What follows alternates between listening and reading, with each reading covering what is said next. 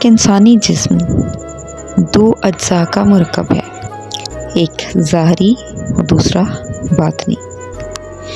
ظاہر میں ہمارا جسم ہے جس کو کہ نشو و نما کی ضرورت ہوتی ہے، اور باطن میں ہماری روح ہوتی ہے جس کو بھی نشو و نما کی ضرورت ہوتی ہے۔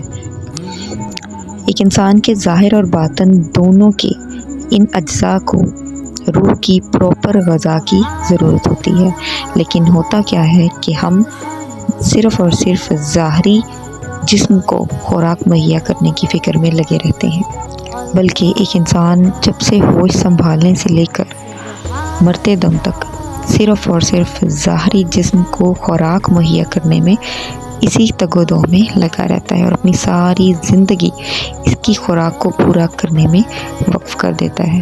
جبکہ ایک انسانی جسم دو اجزاء سے مل کر بنا ہے، اس کا مرکب ہے، تو اگر ہم ایک سائیڈ کو ہی خوراک مہیا کرتے رہیں گے تو دوسری سائیڈ سے کیا ہوگا؟ دوسری سائیڈ گلنا سڑنا شروع ہو جائے گی اور لاسٹ میں آ کر وہ مر جائے گی۔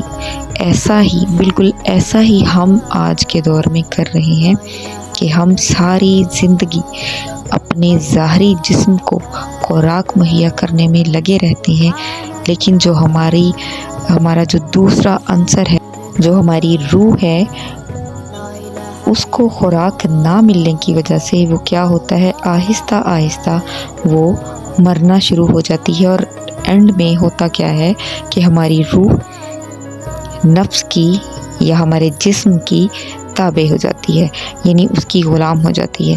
دیکھیں، ایک چیز ڈومینیشن میں ہے اور ایک چیز کو ہم ڈیلی بیسس پر خوراک مہیا کر رہے ہوتے ہیں، اور جبکہ دوسری چیز کو ہم اگنور کر رہے ہوتے ہیں، تو جو چیز ڈومینیٹ ہوگی یعنی کہ غالب آ جائے گی تو وہ اس کے اوپر پورے جسم کے اوپر اس کا غلبہ ہو جائے گا۔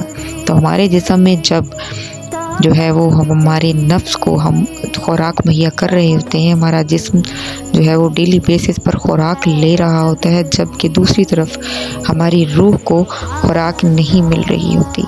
ہماری روح جو ہے وہ آہستہ آہستہ مرتے مرتے پھر نفس کی غلام بن جاتی ہے۔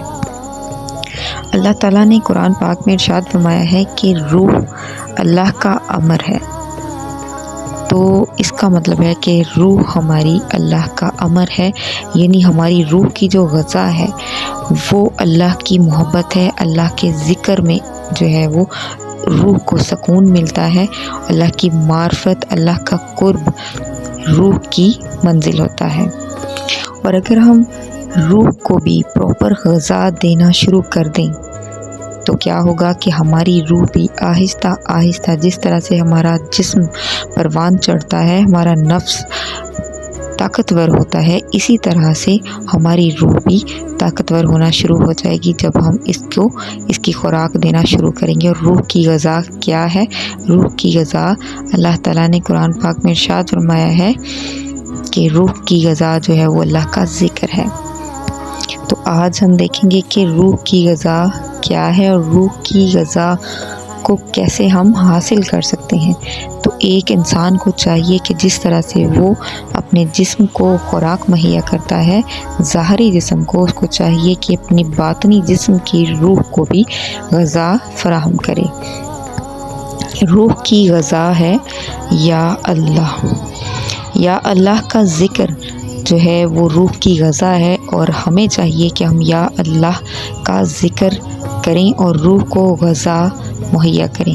اور جب ہمارے دل نے ایک بار بھی اللہ یا اللہ کہہ دیا تو کیا ہوگا؟ ہماری روح بیدار ہونا شروع ہو جائے گی۔ تو جب ہماری روح بیدار ہونا شروع ہو جائے گی تو روح کا مقام ہے اللہ کی قرب کو حاصل کرنا، تو روح جو ہے وہ اللہ کے قرب کی طرف جانا شروع کر دے گی، اللہ کی محبت کو پانے میں لگ جائے گی، اور آپ کو خواب کے ذریعے کشف جو ہے وہ ہونا شروع ہو جائے گا، اور اس طرح سے دھیرے دھیرے ہم پر تمام تر راز کھلتے جائیں گے۔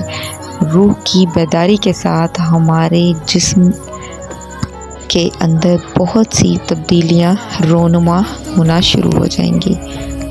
یعنی ہمیں برائیوں سے گناہوں سے نفرت ہو جائے گی، ہمیں سب لوگ ایک جیسے لگیں گے، سب سے محبت ہو جائے گی۔ دوسروں کے بارے میں غلط سوچنا، دوسروں کا برا کرنا یا دوسروں کو کمتر سمجھنا ہمیں جو ہے وہ بہت برا لگے گا، اور ایسی تمام تر برائیاں ہمارے اندر سے ختم ہونا شروع ہو جائیں گی۔ جب ہماری روح بیدار ہوتی ہے تو ہمارا دل اللہ کے ذکر میں لگنا شروع ہو جاتا ہے۔ تو پھر ہوتا کیا ہے؟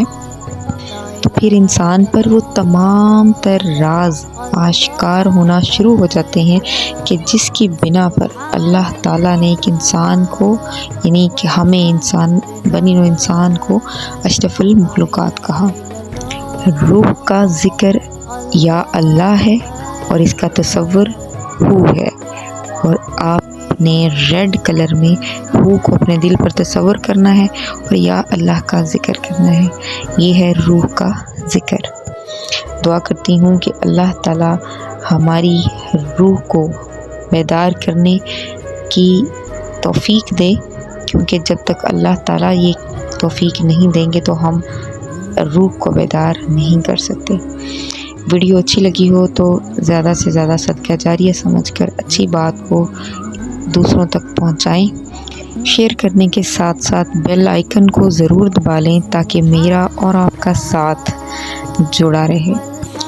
دعا کرتی ہوں کہ اللہ تعالیٰ ہم پر اپنے باطنی اور ظاہری راز آشکار فرمائے اور ہمیں ایمان کی سلامتی دے۔ آمین ثم آمین۔